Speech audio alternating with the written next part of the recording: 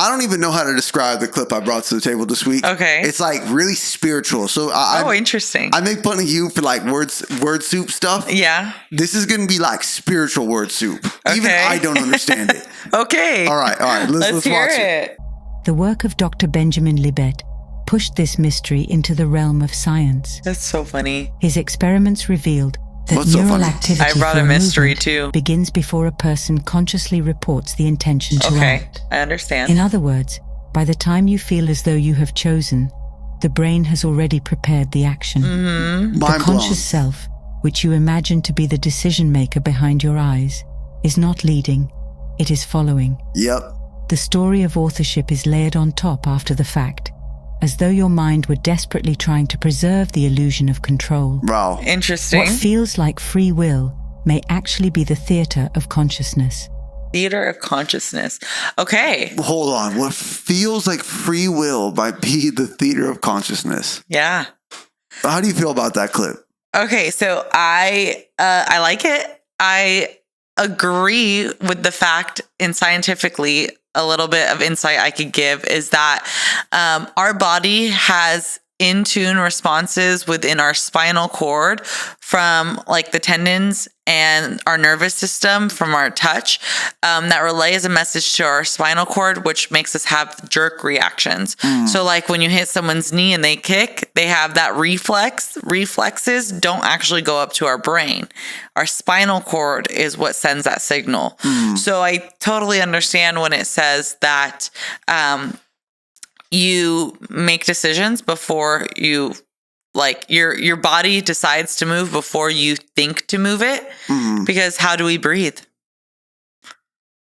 Wow. Mine, because I don't actively think about breathing. That's so. Yeah. So then you as a scientist, because a lot of people could perceive this as, like I said, spiritual word soup. Okay. You as a scientist, a doctor, how do you interpret this practically? Yeah. How would you interpret it? So we have voluntary and involuntary muscles within our body, meaning some things we can control, other things we cannot. Some things we have control and non-control, such as breathing. So when you breathe, you sit here and you can breathe. Or I can think, okay, breathe through your stomach, like expand your diaphragm. I can control my breath, but my breath also occurs when I'm not controlling it. So if I think about it in practical terms, I think that imagine when you're walking down the street, your brain and your eyes are looking at the whole environment. You're listening. Are there cars? Is there someone coming around the corner from me? The corner. Yeah, I did a little bit of the corner. So is there someone coming around the corner from me? Is there a threat abound, right? Your brain is processing all of these things, but you're not thinking about, okay, I need to step 1 foot in front of the other. I need to step 1 foot in front of the other. Kind of like the last clip we talked about is what's the goal? My goal is to get from point A to point B. How I get there, there's a lot of decisions that our brain has to make, and it doesn't have to think about a lot of them because of just to keep us alive. Our body is meant to keep us in alive, fight or flight kind of situation. So, okay. What do you think about it? So you thought it was a lot of spiritual soup. Tell me about that. The whole clip is more spiritual. Not the whole video is spiritual soup. So I would encourage everybody to go watch it. I do not know how to pronounce what they said. Their title, but I kept it in the clip for that purpose.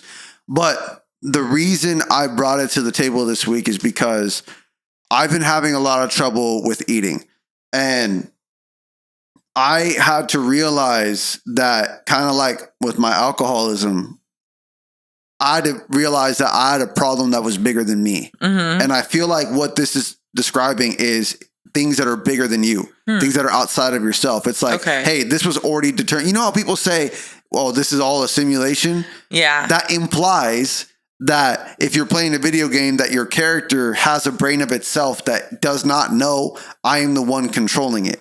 So no matter what its intentions are, I am the one dictating where it goes, even though you think you're the one in control. So with food, I had to realize that if I don't have active thoughts, if I live on autopilot, like I brought up on last clip, what's going to happen is I've already determined that I'm going to have a cheat meal that day. I've already determined I'm going to smack down a big burrito that day. Right. Without me even knowing that I made that determination. Yeah. So do you feel like that goes into, I know we've talked about this manifestation, and you kind of linked it before when we talked about this similar issue, is that like your brain already thinks like, I want a burrito today. So you're kind of manifesting it into, is that what you're saying? Yeah, 100%. Put it this way. You and I work out 5 a.m. every morning. Yeah. When we're working out, my brain, and I'm assuming your brain, does not go to burrito, pizza, none of that. Right?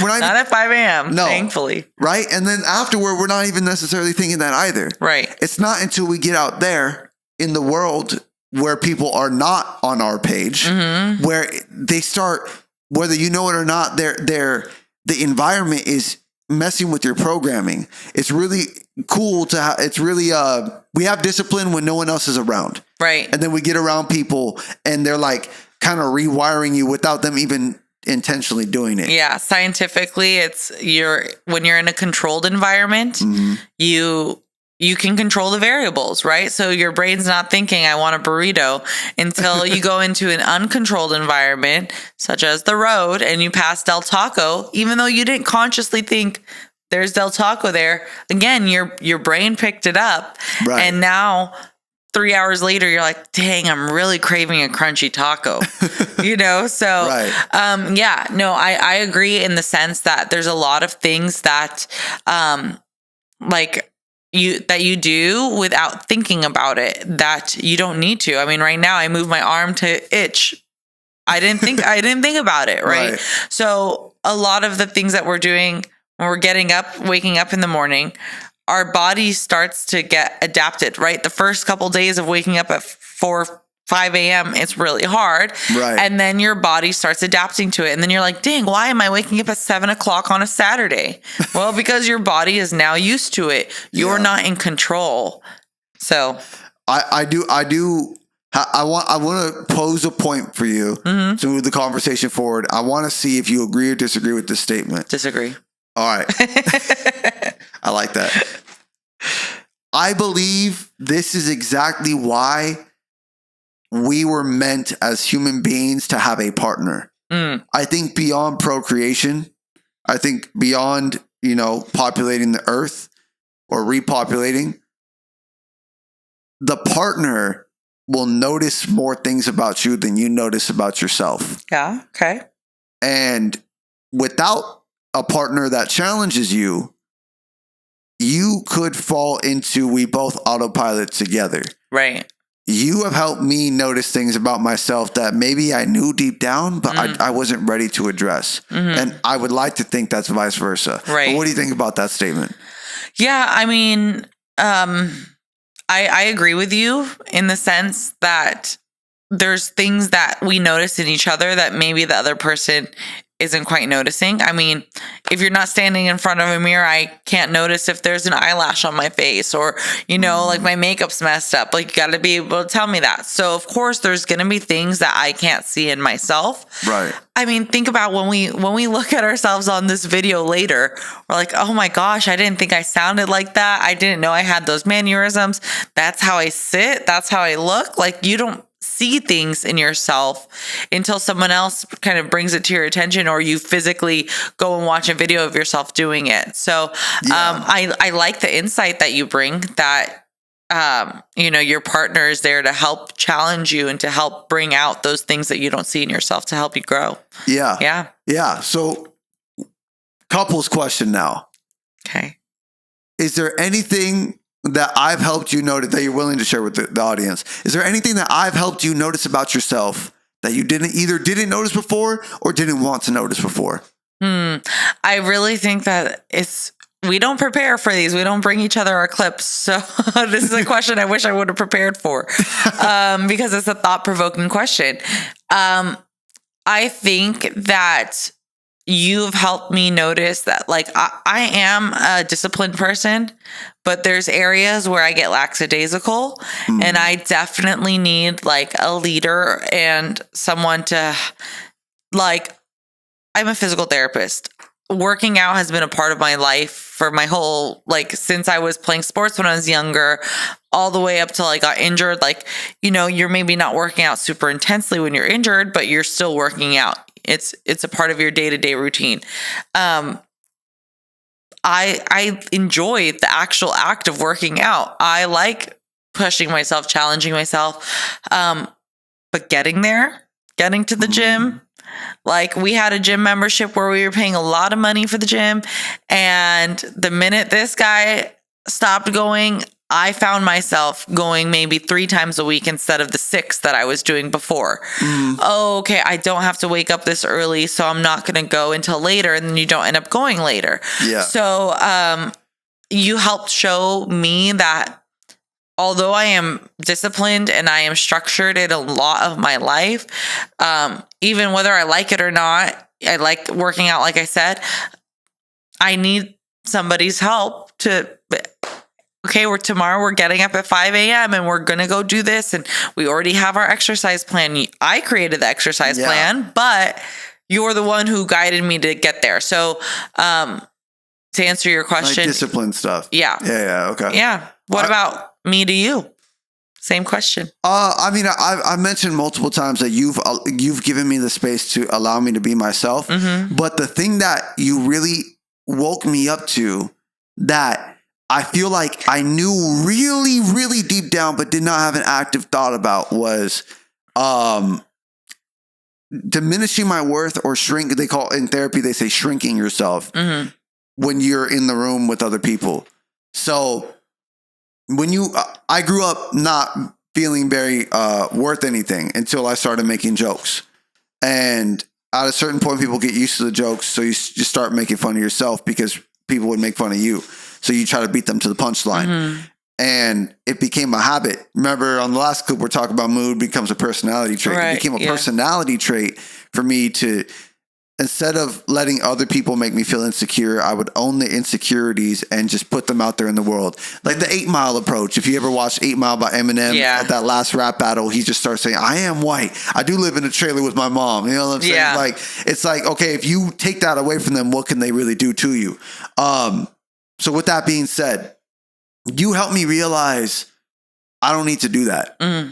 And I catch myself doing it because it's a decade long habit. Right. So every now and then, and I'm not saying you shouldn't make fun of yourself. I'm just saying you have to catch yourself when there's a difference between, oh yeah, that's me being clumsy and I'm such a fucking idiot, dude. I fucking suck. Those are not the same thing, right? Like one's playful, one's not. Yeah, no, totally agree. And thank you for saying that I helped you with that. But I mean, it's funny because I tell my patients this all the time. Like when I'm teaching them how to walk the correct way or breathe the correct way when they're having anxiety or when they're having issues, and they're like, oh, why can't I just get it? And it's like, you've been doing this for, how old are you? You're 65, 70, 80. You've been doing this for at least 40, 50 years. Right. And now I'm trying to teach you how to break out of it. But like you said, the biggest thing was that you realized when you're doing it. So someone else helped you realize. That happened to be me. Thank you. Happened to be you. I'm glad. No, the reason I said interesting in the clip, your clip, when it talked about spiritual and mystical, is because my clip that I'm bringing in, it's not necessarily something that like excites me, but I love this podcast that you and I typically listen to when we're on long drives. It's called That Chapter. And well, let's just play the clip if you don't mind, producer. Let's give it a go. Let's give it a go. Let's give it a go. So, no, the story of the Nant'anok, this wasn't just some spooky campfire story cooked up after the town, fell apart, right? This was something that goes back centuries, deep into the traditions of the native peoples who lived in southern Alaska, long before Portlock was ever founded. The Nant'anok was something like a man, but bigger, stronger, and far more dangerous. Ooh. It was said to live in the mountains, keeping to itself most of the time. But every so often, it would come down, snatch a hunter or wanderer, and vanish back into the woods with its prey. Okay. Descriptions vary, but witnesses said it stood anywhere between 7 to 10 feet tall, covered head to toe in dark hair, with broad shoulders. So he's tall?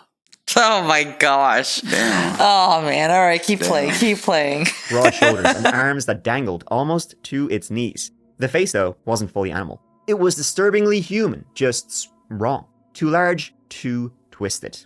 It really does sound like Bigfoot, and plenty of people lump the Nant'anok into the same hairy family tree. Across North America, you hear versions of similar giants like the Sasquatch in the Pacific Northwest. You even have the Yeti all the way over into the Himalayas. But there we go. So, while you say what you say, producer, if you could do me a huge solid and go on safari, I need you to search Nant'anok. Okay. So essentially this podcast was talking about there's this town in Alaska that essentially turned into a ghost town overnight. And they believe it's because a lot of the people that live there saw this Nant'anok. And so that's why I said the spiritual mystical, because mine is more mystical. How do you spell the Nant'anok? Oh, it was in there. If you rewind on the clip, it says Nant'anok. And then type Alaska too. Yeah. We're gonna put it on the screen for you guys watching. All right. Now pull up an image. Image the Nant'anok. All right. Do you think do you see anything like that on the screen, producer? Oh wait, hold up. All right. I think it gave you a place. While he's pulling that up, I just want to say, like, this is low key every chick's dream. Like, he's tall. He's hairy. He's got some. His arms. Oh, you are wildin'. We need to cut that. That is not the content I'm creating. I'm sorry. I'm sorry. I'll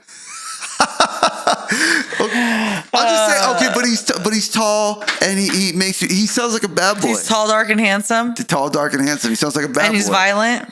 Violent? That's what they said. No, they said he makes people disappear. No, they said he's violent too. Maybe that part in the clip didn't come up. Oh, it's too small? So is it just Bigfoot? Well, it's a version of Bigfoot, but they're essentially saying that this one descended from human versus like Bigfoot is thought to descend from apes. So I just thought that it was an interesting story, because the story goes that there's this town in Alaska that was like a fisherman town, all that kind of stuff. And overnight, essentially, it turned into a ghost town. In the podcast, they go on to say that other ghost towns in the United States essentially just dried up because what they were producing from that town no longer, like the elements, whatever it was, whether it was gold or wood, it dried up. So people left the town because there was no more money. But there was still a lot of the elements that would provide living, a source of life for these people. But because of this Nant'anok being violent, making people disappear, that kind of stuff, and a lot of the bodies that they found were distorted, that even people from Alaska said this couldn't be a bear, this couldn't be wolves, like this is not what they do to bodies. So I brought it up because I think it's just interesting and food for thought. Do you believe in these kinds of things? Do you believe in Bigfoot and possible Nant'anoks and aliens? I got a big ass foot myself. You know what I'm saying? So do I believe in Bigfoot? Like, kinda. Okay. Kinda. I mean, the world is so big. Pause, just in case. But the world is so big that, like, how could there not be things out there that we don't understand? You know? Yeah, for sure. Agreed. The other day I was at Costco and somebody bumped my shoulder. I look over and he's just it was the Nant'anok. He's very tall. He was very tall, like 6-something dude. He's walking side to side like this. Okay. You ever see like the pirate animations with like peg legs and stuff? Yeah. I've never seen that before in my life. I can't explain it. I can. I'm sure you can. But if I was in an environment where none of us are physical therapists, I live in Alaska where there's sun for 24 hours straight or darkness for 24 hours straight, I would start thinking that there's a Bigfoot walking around too, right? The people say, interesting thought. People say, oh, a bear couldn't have done this. Bro, are you a bear? Grr, bro. Like, yes, we study bears, but like, it's impossible to know what they would do at every given moment. What if it was Cocaine Bear? See, now you're cooking. Okay? This dog's supposed to be a big... Everyone in America says, no, pit bulls, they're big and scary. She's big and scary if she doesn't know you and you come wandering in my house. But look at this. Hey, attack. That's what I thought. You want to see something crazy? What? Walk. Oh. See? Not doing it today. No reaction. Not doing it right now. So the short answer to your question, do I believe in these things? Kinda. Okay. But I have a question for you. Do you believe in ghosts? So I'm going to go with an ignorance is bliss. I'm a very like spiritual person, and I think that I can tap into that kind of like other realm, other dimension. I've had experiences. I've had not visions, but I've definitely had people from the past come to me and tell me things that they wanted me to relay. So like, I do have that sense. And I think that if I tapped into it, I could experience, That's me tapping. Okay. I was like, what are you pointing at? That's not the code. I think if I tapped into it, that I could definitely bring on that stuff, but I don't want to. I don't want to see ghosts ever. It scares me. So no, I don't believe in ghosts. Pump the brakes. Did you just tell me that if you could tap into it, that you probably could? Yeah. And I don't want to. I know you don't want to, but you don't, theoretically speaking, you don't see profit right there? I see profit. No, that's not profit. What do they call it? Like when you go to a psychic? No, I'm not talking about you being a prophet. I see dollar signs, right? Oh, well, it's the psychics. You go to a psychic or a medium. They're called mediums. Mm-hmm. There are people out there that do this for a living. You're telling me that you have that ability? I think that if I you're like Spider-Man. If I tried and if I learned more about it, I think that I could tap into it, but I really, really, really don't want to. I know. This is a joking segment. You're like Spider-Man, right? You're like, oh my God, I don't want to be Spider-Man. Almost every movie, he's like, I don't want to be Spider-Man. And that's why I don't have superpowers, right? Because if I was Spider-Man, you'd never hear from me ever again. You would. But I would. Oh, thank you. I'd be like, hey, you want to go to the store? Mary Jane, right? That was her name? See, not Mary Jane. Oh, dang. Don't even get me started, bro. Like, you're what's Spider-Man's love interest's name? It's Mary Jane. It is, okay. Or Gwen Stacy. But like, be honest with yourselves. Like, all women are beautiful, but like, you're Spider-Man and that's what you pulled? You pulled some mid, bro? Wait, I thought you were just Spider-Man. Are you calling me mid? No, if I was Spider-Man, you would be by my side. Everyone would know I'm Spider-Man. They wouldn't even call me Spider-Man, but bro, that's August right there. If this guy had superpowers, he would definitely be using them and probably get yourself hurt. No, I would be like, hey, do you want to know what it's like to fly? $20. Dude, Spider-Man. I see. Oh, okay. They always portray Spider-Man as this like broke college kid. It's like, bro, you're Spider-Man. Go fight crime for money. Yeah. Could you imagine? Yeah. But before we go back to the topic, could you imagine Spider-Man? like you're getting robbed, like you're getting jumped or something. You see Spider-Man, he's like, help. He's like, how much? Well, I don't know. My purse just got stolen. You got to go find it first. He's like, I'll take half of what they were going to take. I think that's like the definition, not the, what is it, anti-hero? That's definitely not even an anti-hero.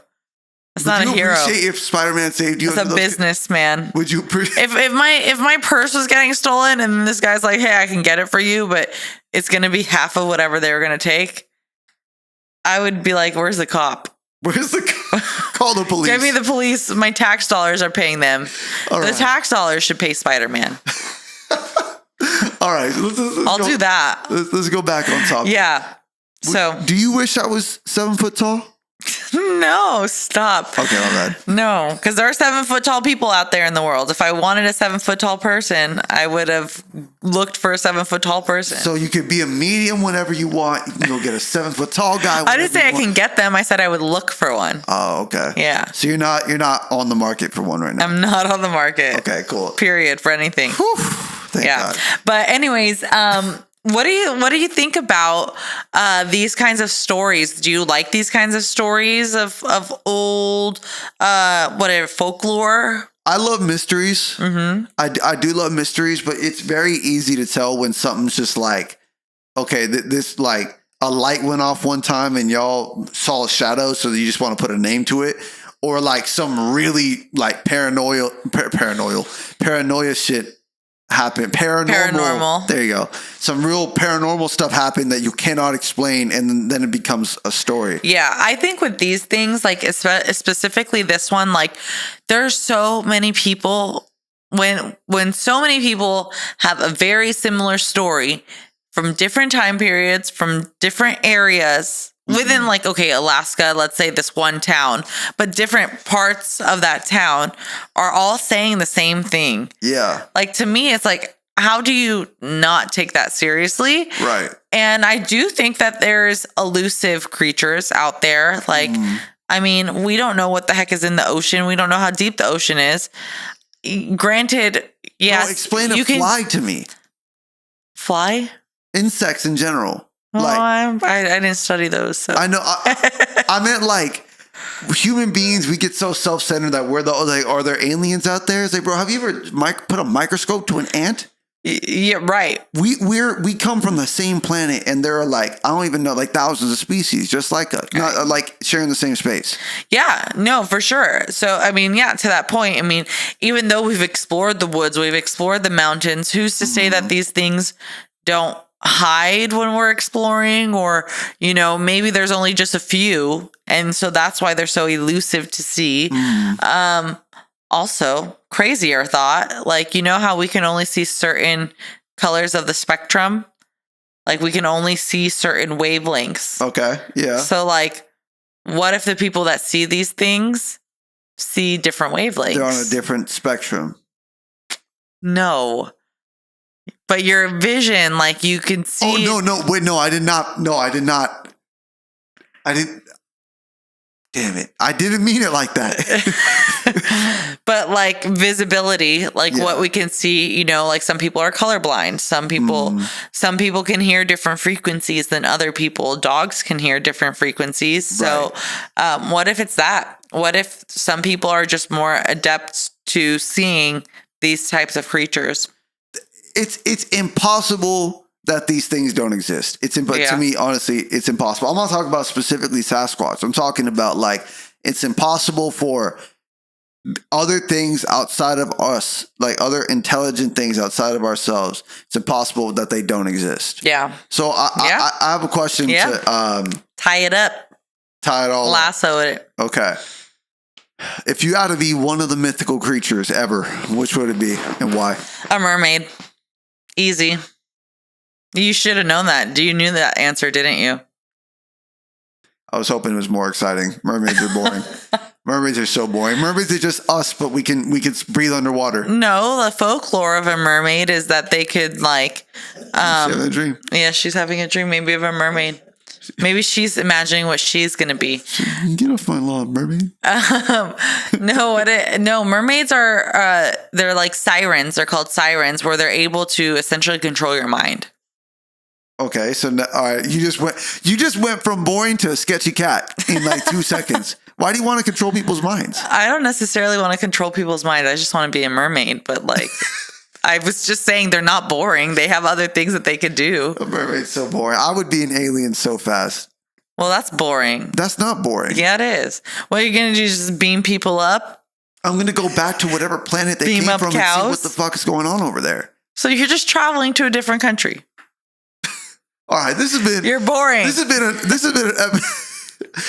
episode of The Table with my mermaid wife and her alien husband, right? I've been August. Wow, this has been Miray Sound. What is that? That was me being a mermaid.